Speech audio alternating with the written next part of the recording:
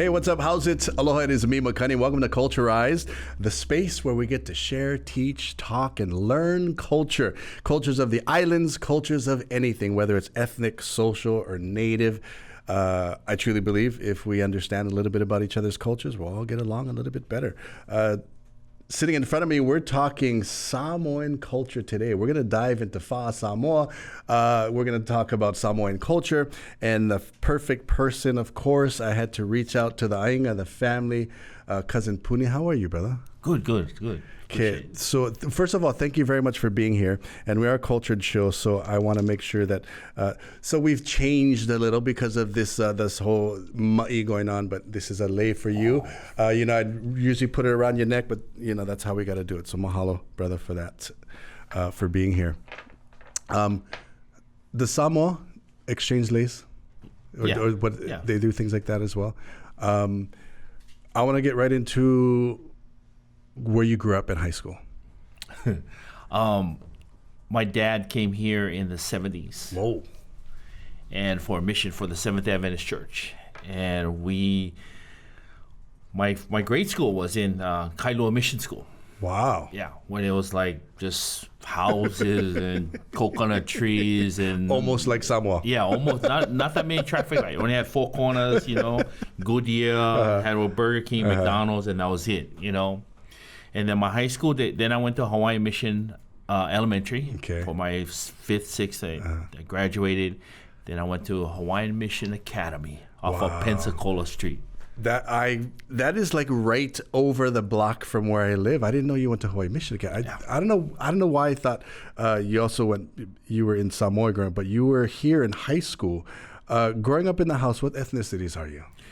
Well, we fundamentally speak Samoan. But then because we moved from Samoa, Dad and Mom encouraged us to speak more proper English. In fact, to the point that my dad sent me back 1 year to go to school in Samoa for my, I believe it was Form 2, which is equivalent to a 6th, 7th grade.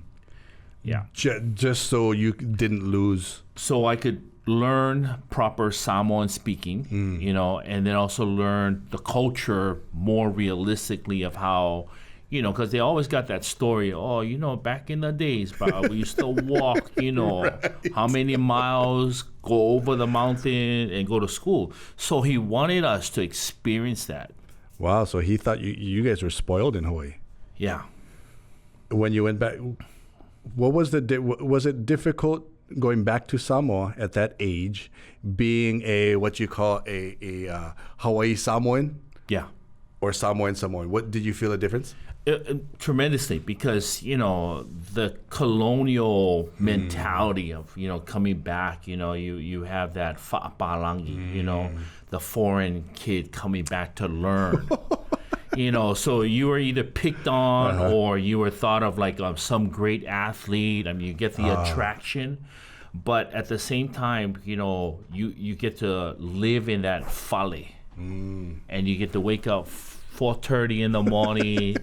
When the chicken's crowing, you got to pick up all the ulu leaves or the coconut branches, and the basic chores. What the feaus, right? They call them feaus. Yep. So what was that? What was like a normal day? Because we always talk about our Samoan friends in Samoa and always daily chores. That's a huge part. Huge part. I mean, just the crack of dawn before the sun is up. You get that slap of the broom. On your mosquito net. Boom, boom, boom. Or you have one of the older guys. Pretty much you wake up. Okay, you got to go pick up the leaves first. At the same time, you got to go cook, and everybody, they jokingly say, but in reality, the guys are the guys in the kitchen. So we're making breakfast, and by 6 o'clock, 6:30, you jump in the shower because you're all dirty from picking up rubbish, making food, breakfast. Go pick some ripe bananas, put them on the table.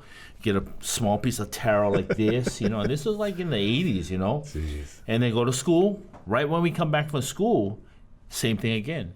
Chores, make the dinner, and then if there's some light left, in their day, then studies. Wow. Yeah.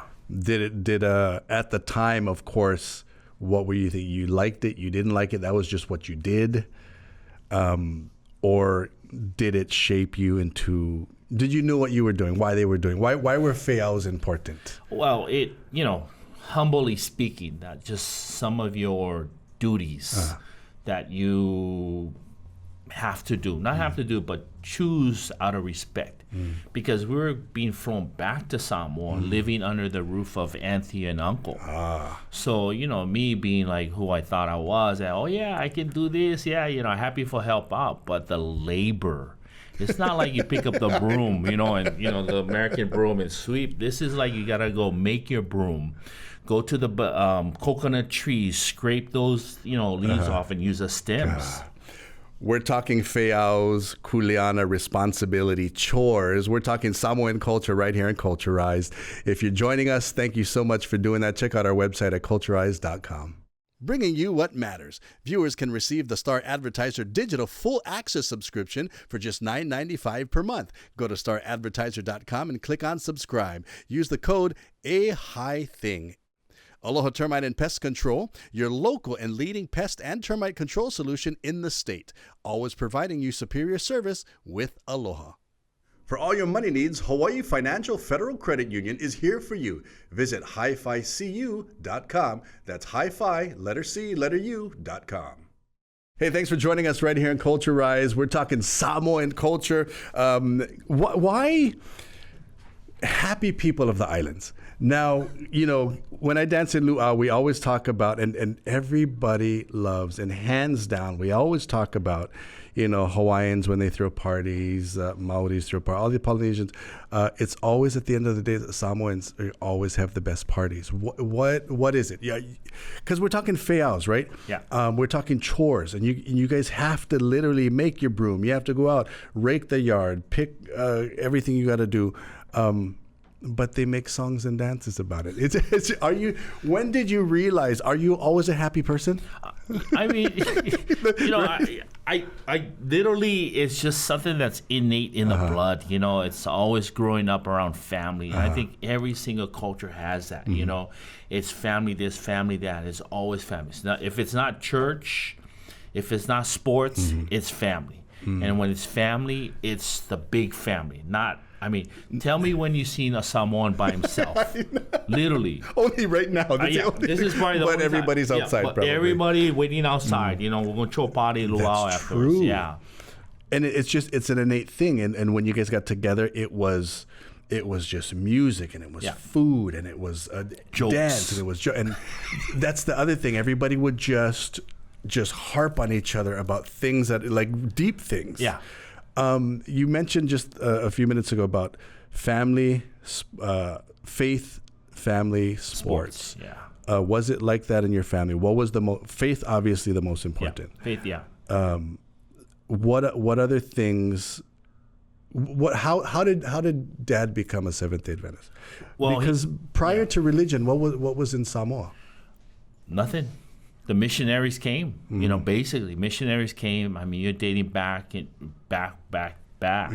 Missionaries came, and different religions came to the islands, the Mormons, the Methodists, Christians, Seventh-day Adventists, and Dad's, my grandfather, Aumauinuuese Puni, was a London Missionary Society church member, and he was head of the treasury. Wow. And they built a church, and then my uncle Afa Ese came by and basically spoke the word of Seventh-day Adventists. Wow. So before leaving the church, and long story short, he basically converted, and then come up to my father days.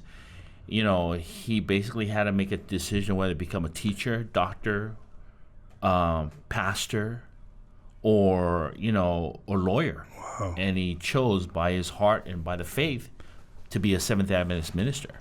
Was it difficult, do you think, from a cultural standpoint to, we always talk about Polynesian cultures that they go into religion, right? Hawaiians went into Christianity, to Mormonism.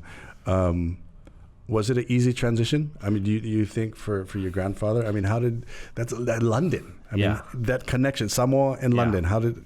It's crazy. It's crazy. And when you study the genealogy of everything, as far as religion-wise, coming to Samoa and then converting over to another, religion because of belief and faith and conversion, it's difficult. But at the same thing, it's a matter of family. That's the biggest thing that I think he saw in the truth. Yeah. Religion was going to be the future of your guys' specific family. And then sports-wise, so faith was a huge thing. And then for your family specifically, or like all of Samoa, I mean, Samoans are just genetically designed for every sport possible. Of course, NFL, but now they're getting into other specific. But for you, what did you get? What was your first sport? Because I know you're a huge professional sports, not only fan, but you train a lot of athletes. What was your first sport? Volleyball. For real? What? Yeah, kind of like looking around, like anybody listening here? Volleyball. No way. Yeah. Volleyball. What? Yeah. I mean, was that someone's play every weekend? Yeah. Well, you go down to the village. I mean, they got two poles and a net, and you don't know what the height of the net is. Sometimes it could be like 10 feet. It could be like your average, the regulation NCAA, or it could be just, you tie it at the end, and however high that pole goes up, that's the height of the net, So we're talking Samoan faith. We're talking Samoan culture. We're going to get into the concept of Fa'a Samoa and what that is. So Fa'a Samoa, I kind of say would you say it's like aloha? It's a way of life. So I want to talk about that coming up in just a few. If you're joining us, this is Culturized. We are getting into Samoan culture. Cousin Puni is here. Now you got to grow up in Hawaii and in Samoa, Western America. Western Samoa. Yeah. What's the huge difference, or is there even a huge besides the word? Politics would be probably your main difference, but as far as language-wise, Samoan culture has your common language and your high chief former language. But other than that, I mean, it's just strictly politics.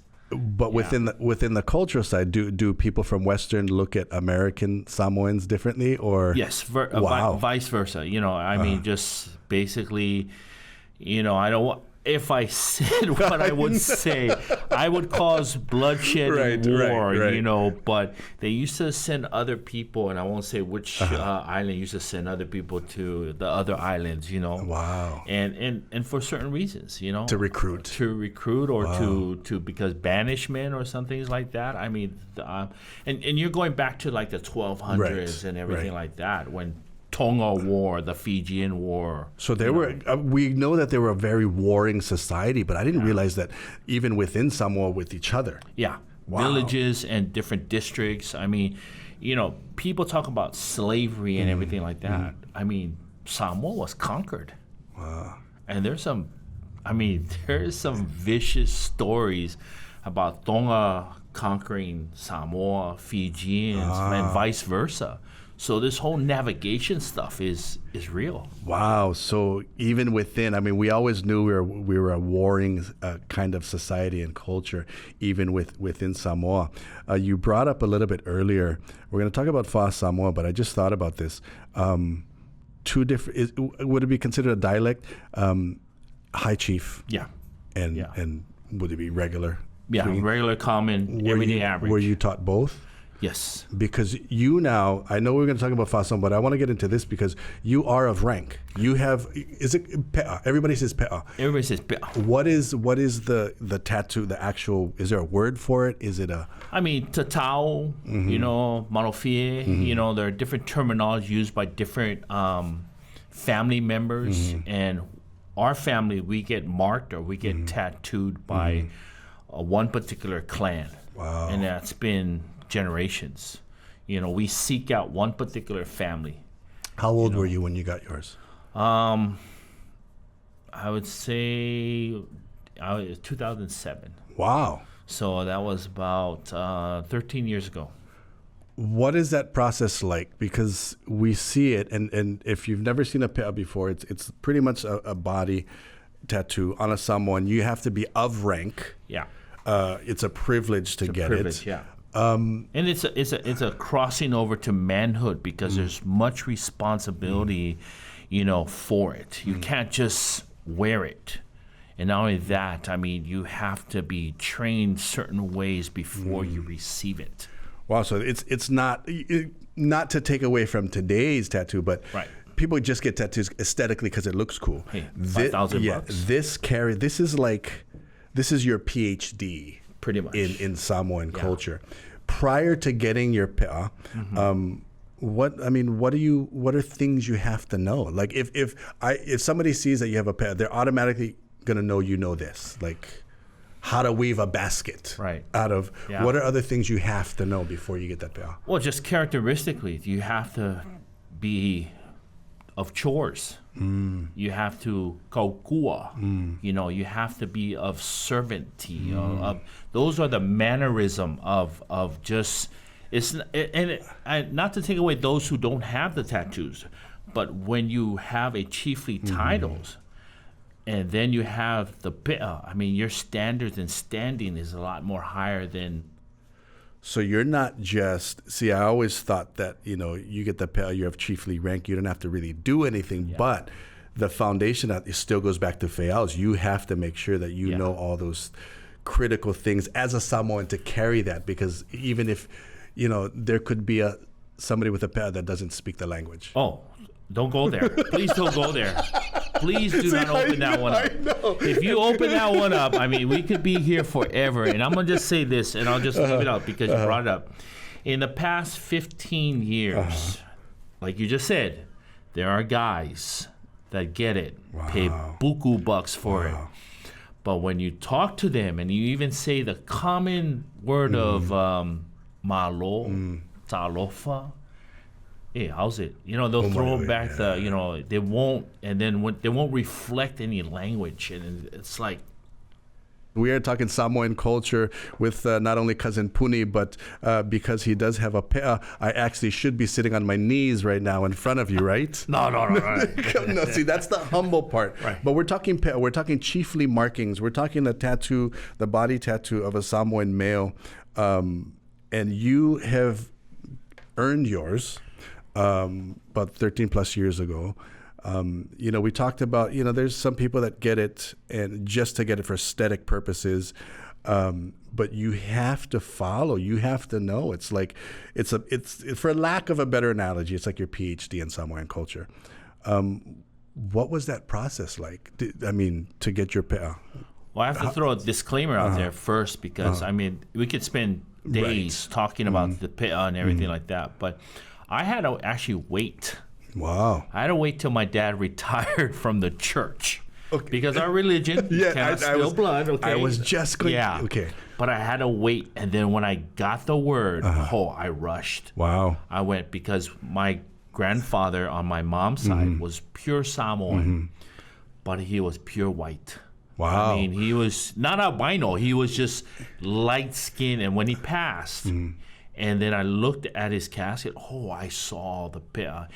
You're talking about nice fair skin and the markings of the old traditional tapping. Because they talk about that. We kind of go off a little bit of tangent, but Samoan, they talk about that fair skinned Samoan that was like, you look at them and like, the skin is palangi, right? But the inside is pure Samoan. Yeah. Wow. And there's a lot of, with the missionary nowadays, different cultures and, ethnic groups going to Samoa for their mission trip and they come back speaking fluent Samoan. You never know, especially there's a YouTuber, but I won't say his name. So you saw grandfather with his fair skin, with his pe'a. Dad retires. Yeah. How was it difficult for Dad to accept? That's what I talked about earlier. Is the culture and the religion, right? So now you're getting a pe'a. Yeah.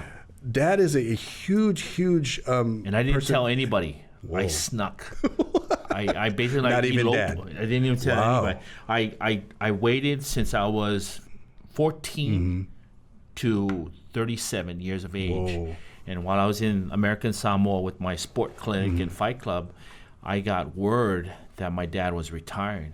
and I heard that these guys were doing tattooing or the whole ceremonial thing. Right. And I booked it. Wow. And then, get this, my mom finds out. Because you're going home. I'm Everybody's shedding gonna... like, oh no, I'm going to get killed from mom. She jumps on the first flight from California and flies down to American Samoa. Whoa. And then she jokingly tells Dad that she's going to get her malu.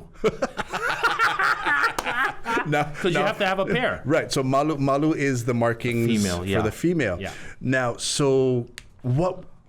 Before we get into Dad's reaction, you fly down to Samoa, and you don't tell anybody. You know it's your time to get this.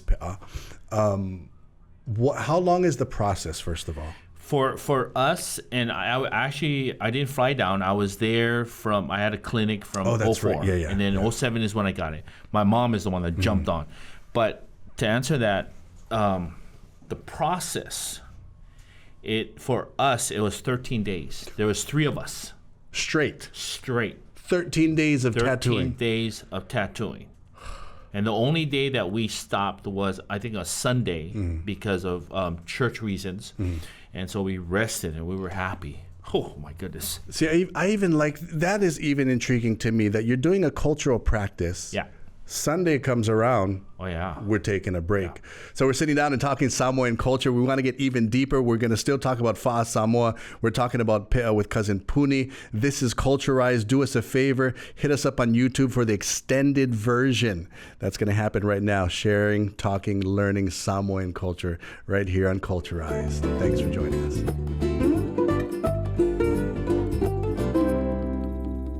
If you're joining us, welcome to the extended version of Culturized right here on YouTube. We are continuing the conversation on Samoan culture. We're talking Pe'a.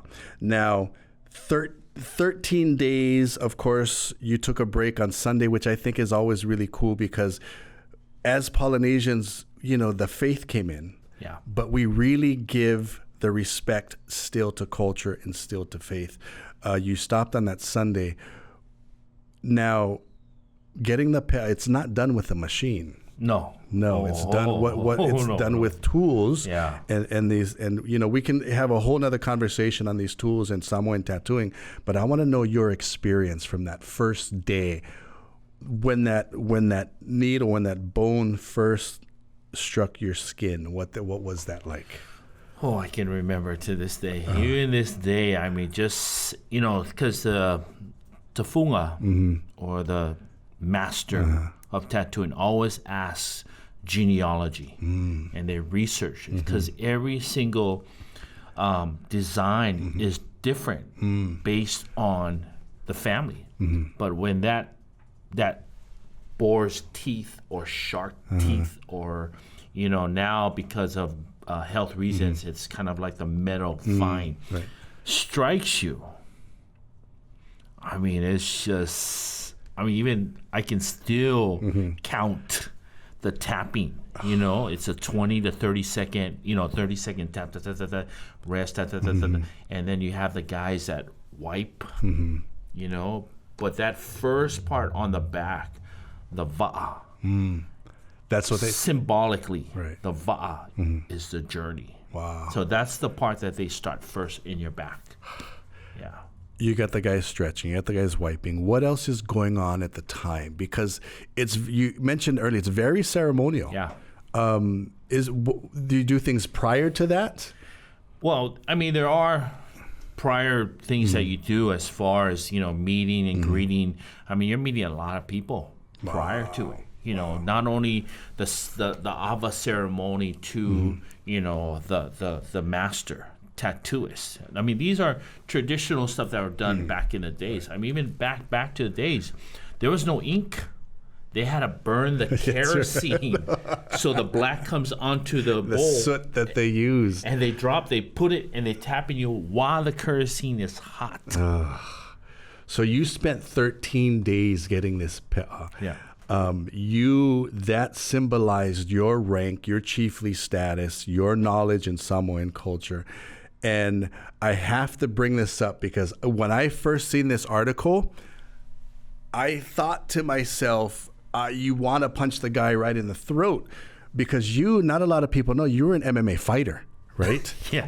And there was an article that came out in an MMA magazine, and they were doing the ugliest tattoos in MMA. Yeah. And you were like number one. Yeah. Like, Number one. how did we know the guy obviously was ignorant, right?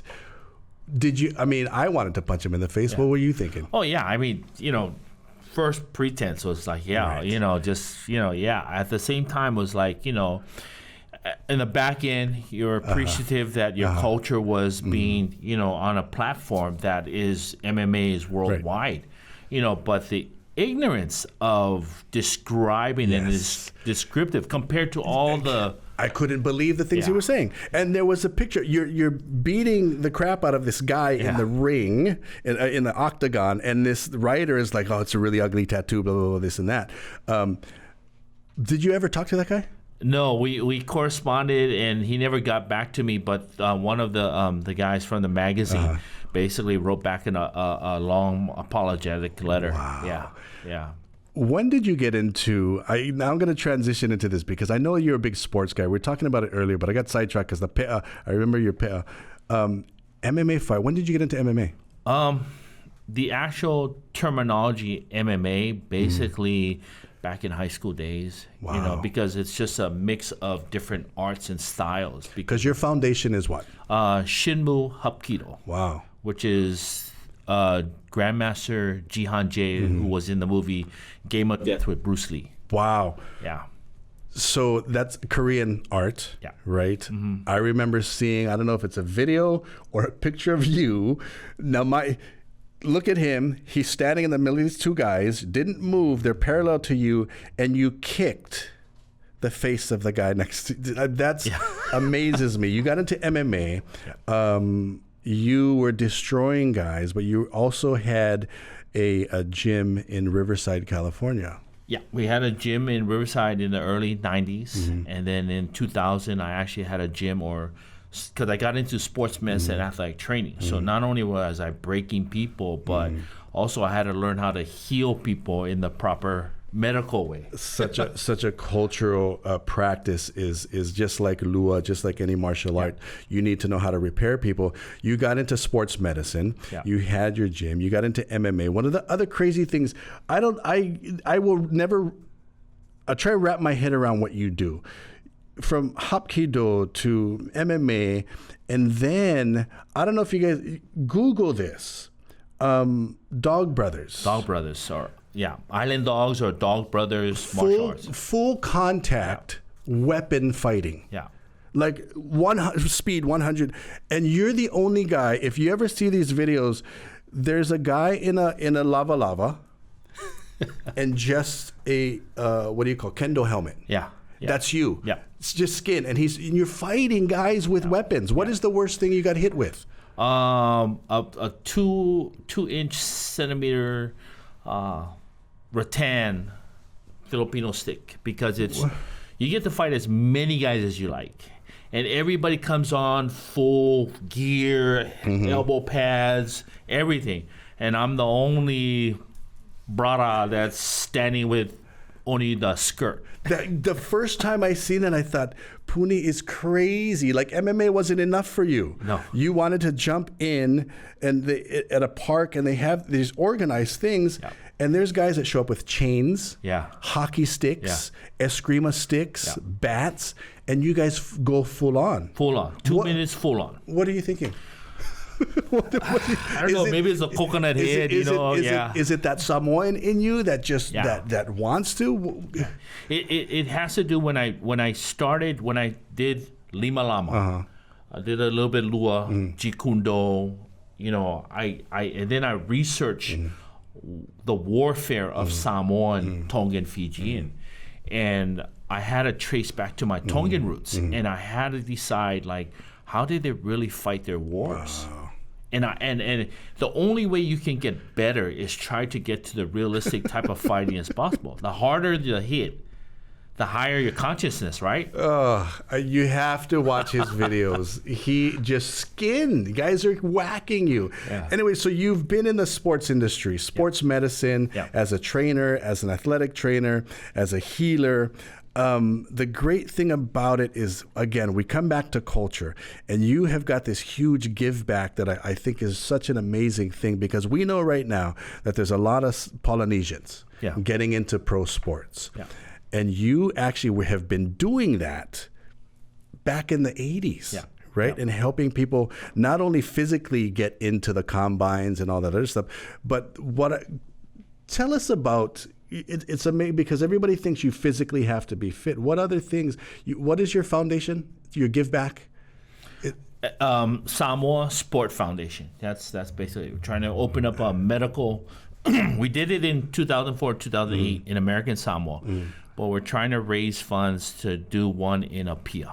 Wow. Apia, Samoa. And so that's your give back with the faith that you have, the culture that you have, the sports background that you have. Now you're coming full circle, and you're making sure that other Samoans have the opportunities that you have. What sports, do you focus on? Well, it'll be in general sports because, again, the healing part, the latest equipment of athletic training, E-stem, electric stem machine, because going back, the migration of Polynesia to mainland. Now they're doing real well. But back home on the rock, there's nothing.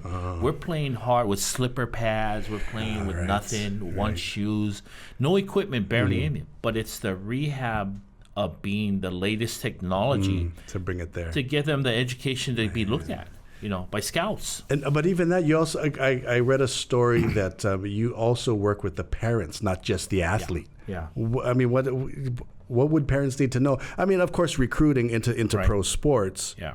But even finances? Finances is the main thing. Right now I'm being asked by different high school, private high schools, to help them recruit local kids to give them a better opportunity. Wow. So we have to educate parents, plan A, plan B, plan C. But not only that, if and I'm not trying to downplay any of the local schools here, but if your kid is number 3, 4, and 5 and not having playing time, but then the mainland schools are looking for Polynesians, big linemen, big D-men, why not? Back on the rock, you have a huge pool of all these athletes. They just need to get the proper training.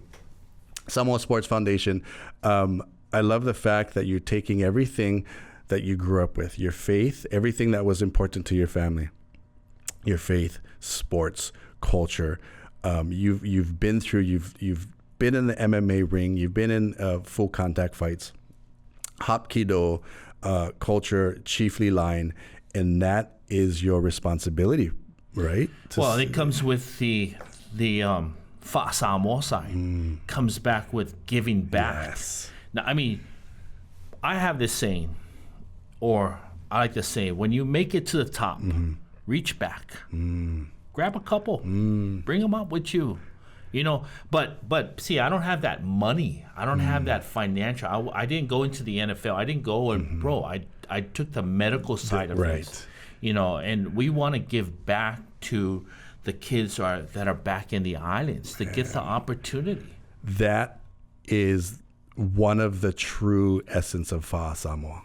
Fa'a Samoa, giving back, just living the culture, doing what your kuleana, your feaus, now your feaus have changed. You went from raking leaves and collecting coconuts to giving knowledge back to these kids in Samoa. Mahalo for joining us. Thank you so much for being here, sharing your knowledge, sharing about Samoa and the Samoa Sport Foundation. We're going to put all your information up on the website. If you're joining us, this is Culturized. We went into Samoan culture on the extended version here on YouTube.